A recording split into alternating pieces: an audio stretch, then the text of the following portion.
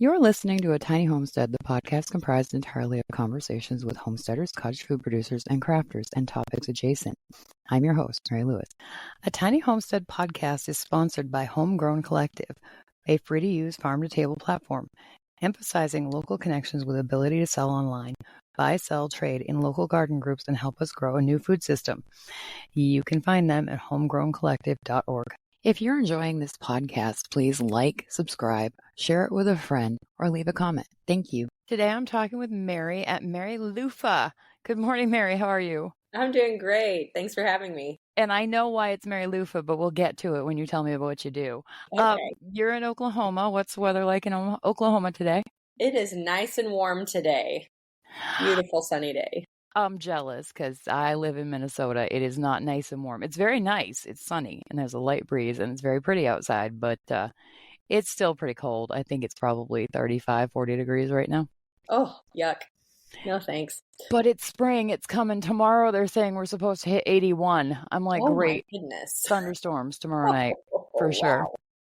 Yeah, it's been a wild spring. We've had such shifts in weather and temperatures. I'm like, Mother Nature, if you could just find a moderate place to be for a week, I would be so thankful. That would be great. So, anyway, covered the weather. I try to do this at the beginning of every episode because why not? Yeah. And everything we do is so dependent on the weather. I figure it's a good way to start. So tell me about yourself and what you do at Mary Luffa and explain why it's Mary Luffa, because Lufa is not your last name. Well, I am Mary McDowell. And I milk goats. So I never in a million years thought that I would milk goats. I am a horse trainer and equestrian by first trade. And I got into goats when I had my first child. He was 6 months old and I was breastfeeding exclusively. And I just stopped producing milk overnight. Oh, no. No given reason whatsoever. And I was in a panic, of course. And so what happened was we tried the formula thing and it was projectile vomiting and projectile diarrhea out of my 6-month-old who had yet to sleep through the night once. Oh, God. So tired mama, very tired, hungry baby. And our neighbor across the street just happened to have a Nubian milking goat that they were using to feed other baby goats. And they said, well, you can use her to milk if you want to try the goat's milk. So we did. We milked her. I had never milked a goat. Hadn't really even raised goats before, but I got on YouTube, as everyone does, and learned all the things I could learn as quickly as I could. And so we started milking her, and God bless her, she was the gentlest goat in the whole world. And so the first time we gave our son goat's milk, he slept through the night and started to gain weight, and he was just thriving on it. And so we kept milking her. Well, once we were done feeding him milk and he was ready to switch over to regular food, we had to give the goat back because she wasn't ours. She was just on loan. And so she ended up going home. And I was like, I really miss this goat's milk. So we ended up being gifted another dairy goat. And one goat turned into over 30 goats. And my main mission is I want to homestead and I want to help other people who need help. Like, women trying to feed their children healthy is my bread and butter. That is like my passion. Of course, I will sell milk to anybody who wants the milk, but that is where my heart really is I want to help people who were struggling like I was struggling when I couldn't find something that would work and quickly. You know what I mean?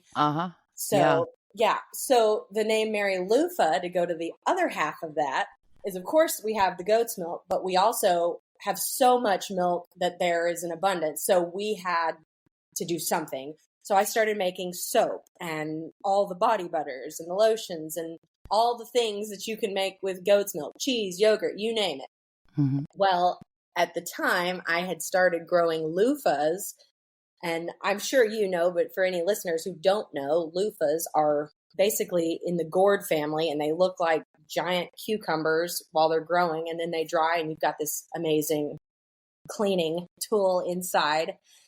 And so my husband was offhandedly joking, saying, you should just make a little store, like a 8x8 building in the backyard and call it Mary Luffa. And I just kind of laughed it off. I was like, yeah, I'm never going to be selling anything at that level. Mm-hmm. Well, fast forward 7 years, and we have a huge shop that I have a commercial refrigerator in for all the milk and all the other things. And I have my soap making area in there, and I sell all sorts of stuff. We have an online store. It has just grown so exponentially from what I could have ever imagined. And so it was just this little idea that my husband offhandedly mentioned, and we just rolled with it. It was great, and it's been wonderful. How fabulous. What a great story. Thank you. The first goat, did she have a name? Yes. Yes. Oh shoot. Of course I'm not going to remember it now. What was her name? Her children were Opal and Diamond. Let me think about this. Do you remember her name, Trenton? It wasn't Ruby, was it? It was Ruby. Look at you. Okay. I figured with Diamond and Opal, maybe it was a gemstone. It was a gemstone. That's how they got the names. Yes. Okay. Ruby. Well, Thank you. I think that Ruby deserves an honorable mention for basically saving your baby's life. That's fantastic. Definitely. And if you've listened to the podcast at all, I love goats. I do. I love baby goats the most because they're the sweetest and easiest things ever to hold and pet and think that they love you. Yes. So yeah, I don't want to go too far down the goat rabbit hole here, or the goat hole, or whatever we're going to call it, because I talked a lot about goats on the podcast. Oh yeah. But for the record, love them. Do not own any. Do not want to own any. I just want to visit the babies in the springtime. That's all I want out of goats.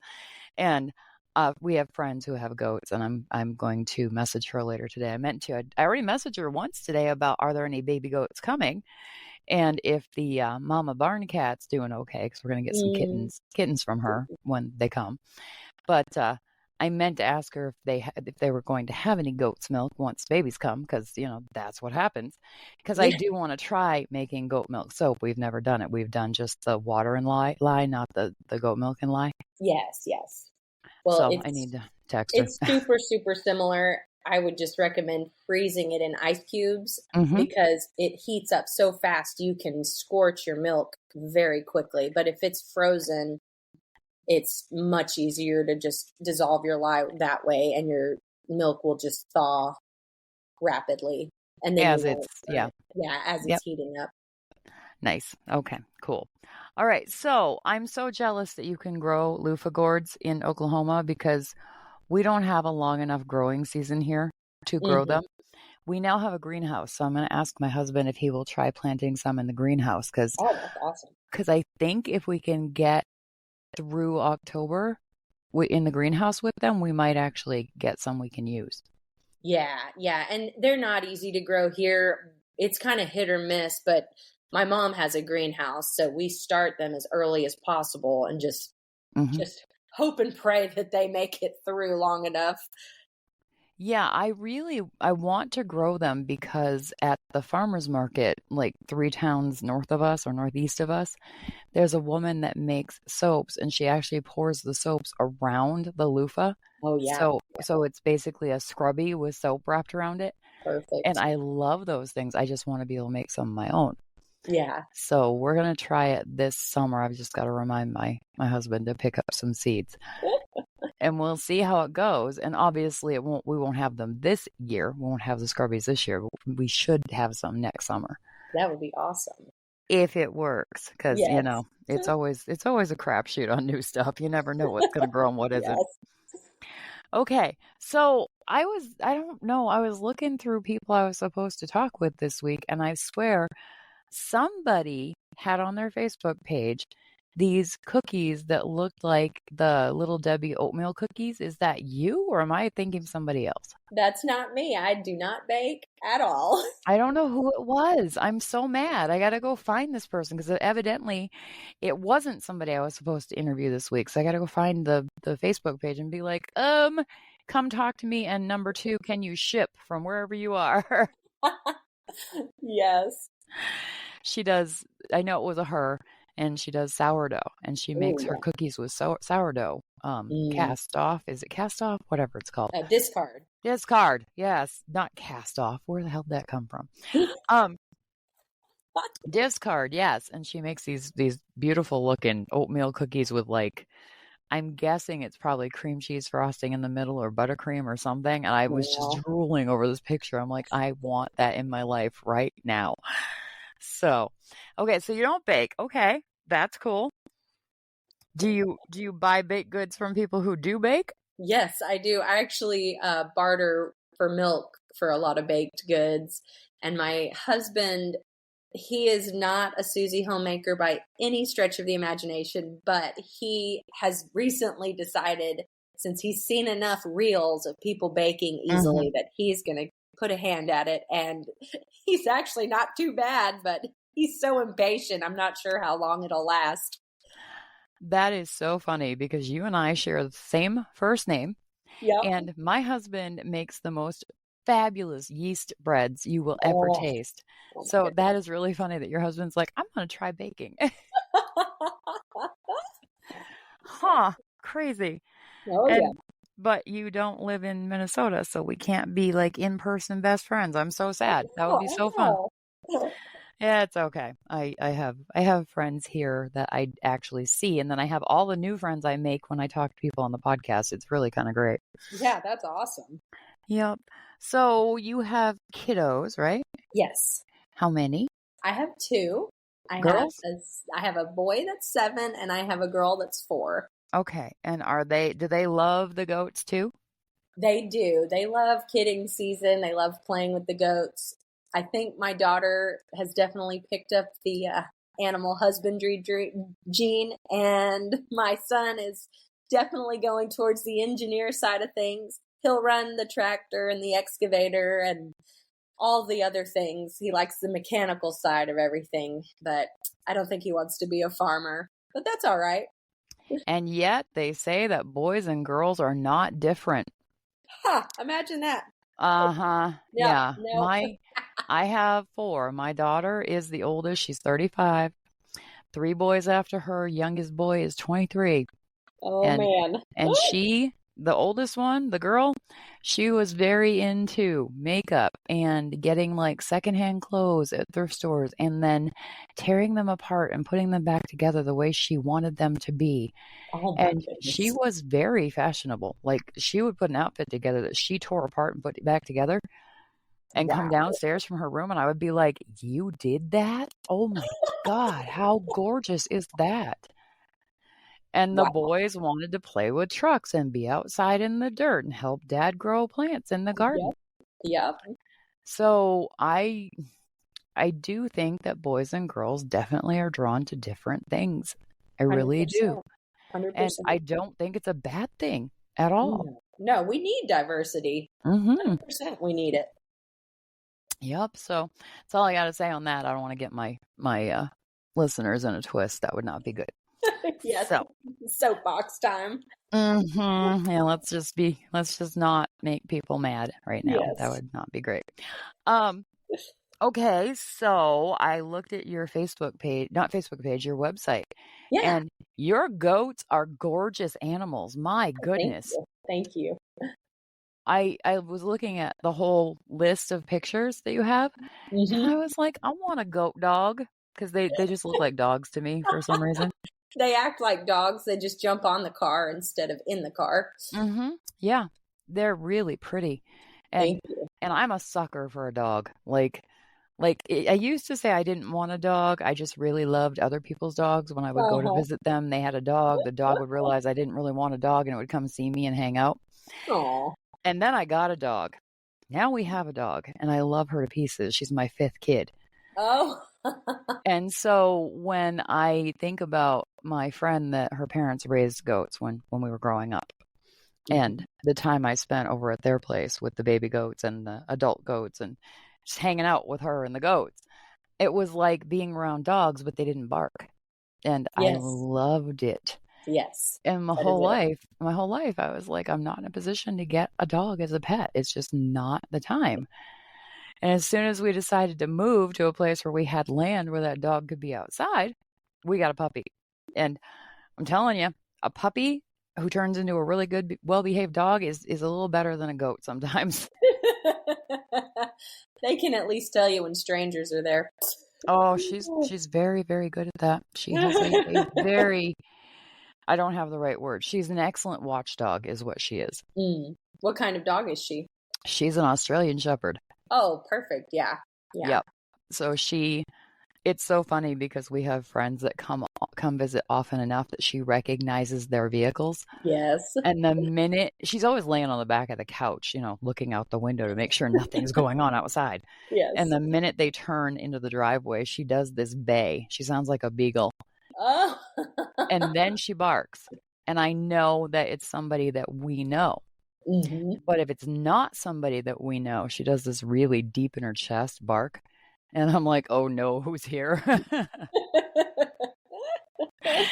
So, how funny. But I keep telling my husband that we have enough room to get 2 goats because we have 3.1 acres and we have. You got enough room for 10 goats. Yeah, the problem is he doesn't want to fence in the garden, the 100 by 150 foot garden. Yes. And if we got goats, he would have to fence in the garden. So right now it's a no, but I'm going to try to drag him over to see the babies at my friend's house if they're coming this spring. Yeah. I'm going to try to get him hooked on what baby goats are like. Be like, but they're pretty much the same the whole time they're alive. They don't really change from baby goats. Well, at least when they're 160 pounds, they don't still jump on you like the babies do. That's helpful because those babies are crazy. They're so crazy. I feel like I need a taser half the time. I'm like, y'all, settle down. Yeah, puppies get zoomies. Goats get zoomies on steroids. Yes, you're correct. It's the cutest thing, though. My goodness. Oh, yes, they are adorable. It's sickening. It's sickening how cute they are. Okay, so goats, loofah gourds. Do you actually grow a garden as well? Yeah, I do. I would not call myself a great gardener, but I sure give it a old school try. And we usually just plant things that we want to eat, and sometimes it's successful and sometimes it's not super successful. We mainly do like cucumbers and tomatoes, onions and potatoes, the staples for our household anyways. And I try to do another technique every year to see what works great. I can pretty much throw tomatoes and cucumbers in the ground and have something grow and have a pretty decent season of it. But a lot of other things, like I can't do bell peppers, and we eat the heck out of bell peppers, and the lettuce, it just turns bitter on me, or bolts, So I think it's a time management and pest management because we do everything organically that we can. So it's a struggle, but I still try it, and the kids love to pick the bugs off the plants every night. So that's helpful too. That's really good that they want to help. That's awesome. Yes. The thing we discovered with bell peppers is that the potato beetles that you can get, they like pepper plants too. Yeah. I'm like, great, that's awesome. Yeah, they're everywhere. They're everywhere. Yep.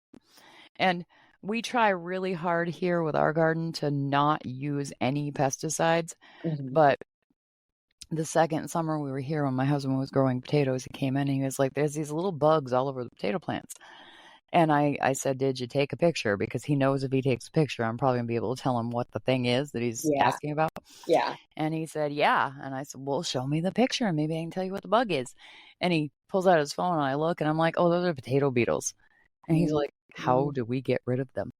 I said, "You're not going to like the answer."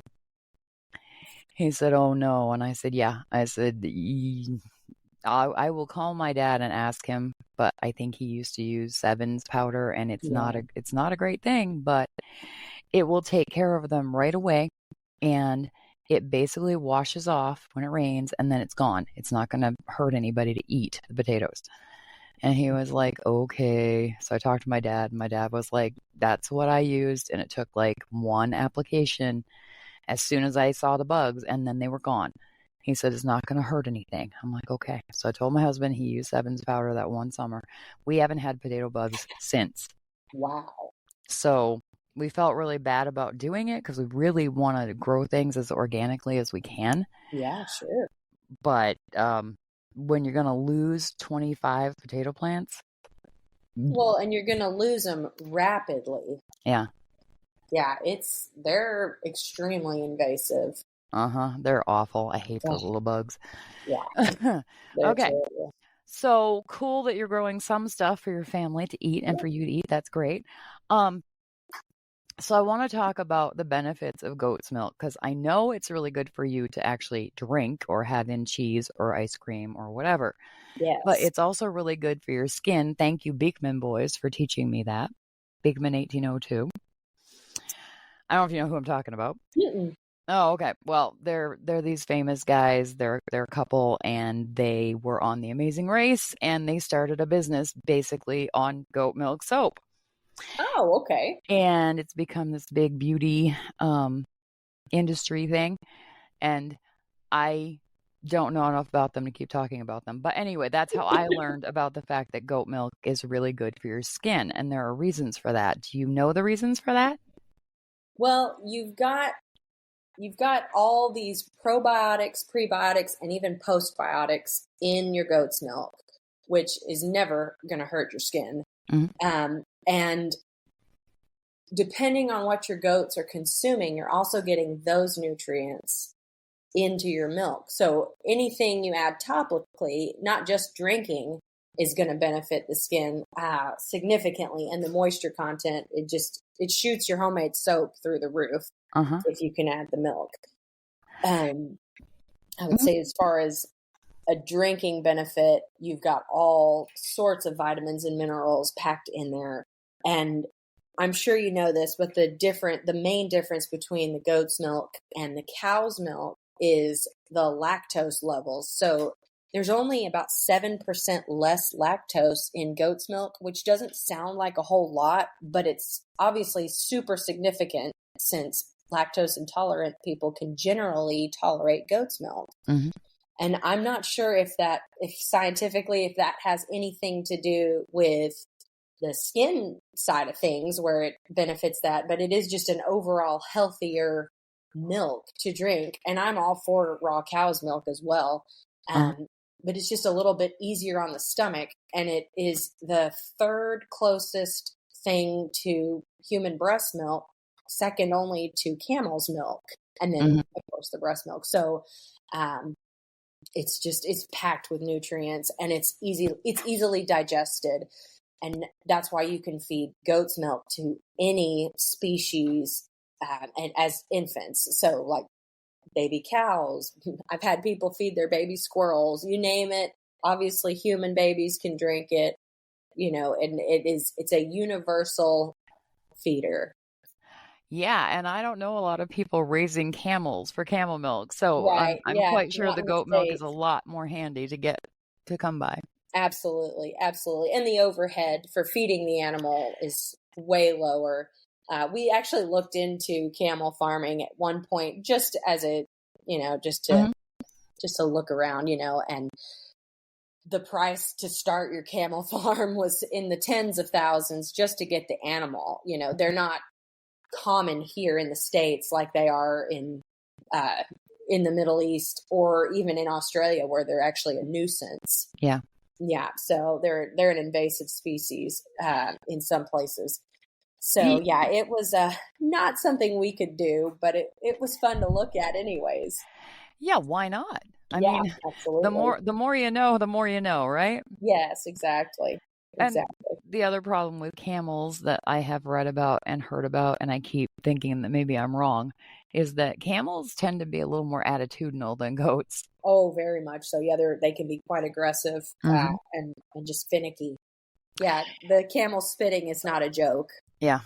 Yeah. And they're so big. I mean, you get an angry camel running at you, you want to get the hell out of the way real quick. That's right. Oh. It's like there's a old joke about being in a field with a bull, and I don't know what the joke is now I think about it, but something about I only have to run faster than the person running behind me. Yes. Same thing with camels, I would guess. Yes. Yes. Mhm. Okay. All right, what else do I got? I don't know why I'm being so silly. It's afternoon, that's probably why. Um, I don't know what else to ask you. What's the future look like for you guys? I don't know what the future holds, to be Okay. honest. I mean, we want to definitely keep on the trajectory of getting as much milk out as possible. And I would love to grow my soap side of things. I pretty much stay sold out of milk week to week. There's usually a waiting list, but I can always, squeeze in, oh, I just need a gallon here or there and whatnot.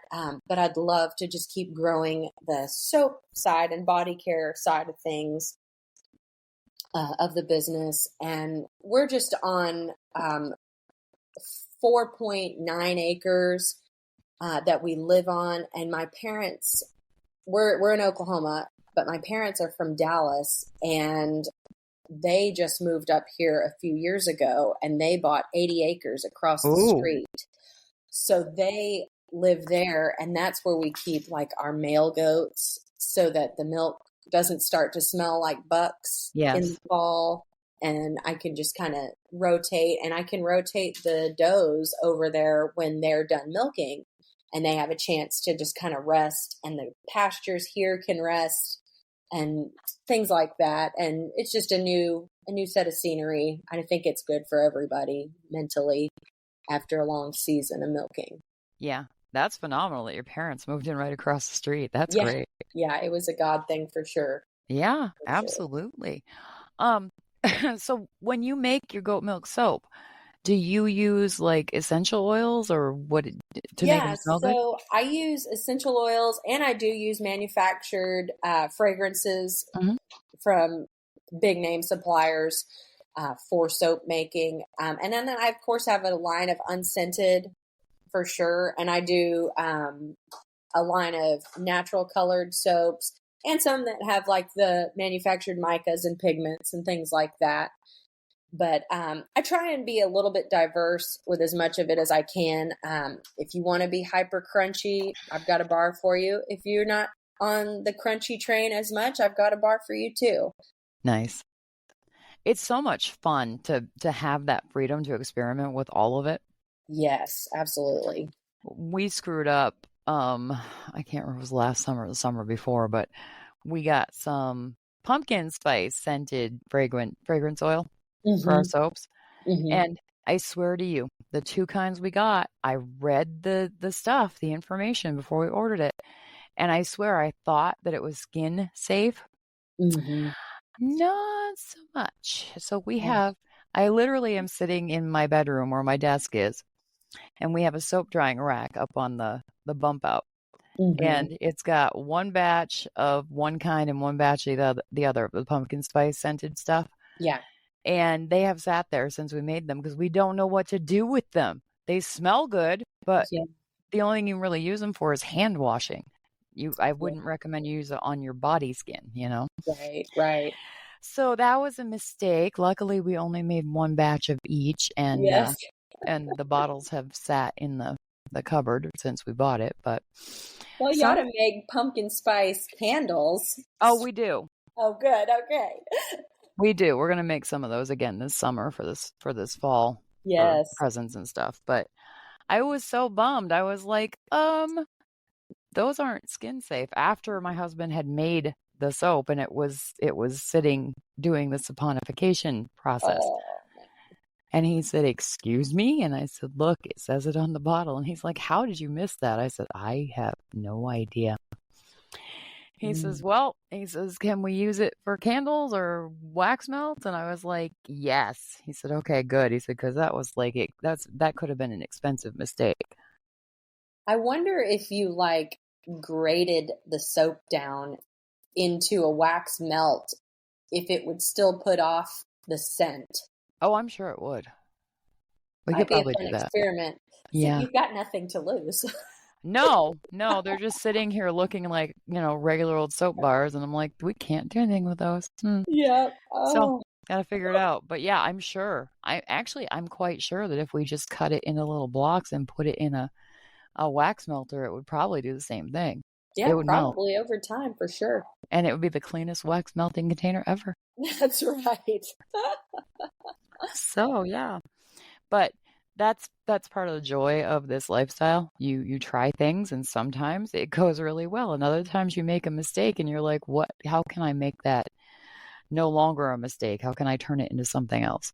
Yes, exactly. That is the beauty of it. And things, just the amount of things you learn that you can use off the homestead too. I mean, we have learned how to use so many different tools in this lifestyle, and our arsenal and tool bags of, oh, I can fix this, oh, I can cook that, I can make this. It's just pretty incredible. This lifestyle is just so eye-opening, and it just makes real, like, it's like a modern day pioneer. You have to make things work when they don't seem like they can work. Well, I'm gonna quibble a titch. If you're lucky, you don't have to make it work, but you want to make it work. Yeah, absolutely. Because if you have to, that has a whole different feel than want to. Yes, for sure. For sure. It's like we bought a riding lawnmower that could be used as a tractor, used, Hmm. and it worked for a little while, and then stuff went wrong with it. And Hmm. my husband was like, "Okay, here's the two choices," and I said, "All right, I'm ready." He said, "I can keep working on this tractor to try to make it work, and it's really too small for what we need it for." He said, "We can leave it and I can tinker with it in my spare time." He said, "And we can actually buy a Kubota tractor that we can use to plow the driveway and to turn the compost pile and blah, blah, blah." And I was like, "Let's just get the Kubota tractor and you can tinker with the old fashioned little lawnmower tractor when you're ready." He's like, Yes. "Okay, yeah, that's probably smart." Yes. So there are choices to be made here. And sometimes the old fashioned stuff is fantastic. Yeah, Other times you need the thing to work now. exactly. Yes. And that's the nice thing about being in the 21st century, is we have that luxury in most of the areas that we live in.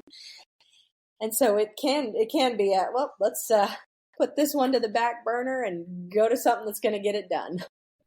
Yeah. And sometimes that's gotta happen.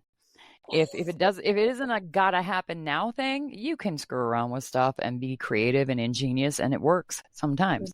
Yes. So, all right, Mary, it's been over half an hour. It's been a joy to chat with you. I had a really good time. Thank you for your time, and I hope you have a wonderful weekend, because tomorrow's Friday. It might as well be the weekend. Absolutely. Thank you so much, Mary, for having me on, and I hope to chat with you again sometime.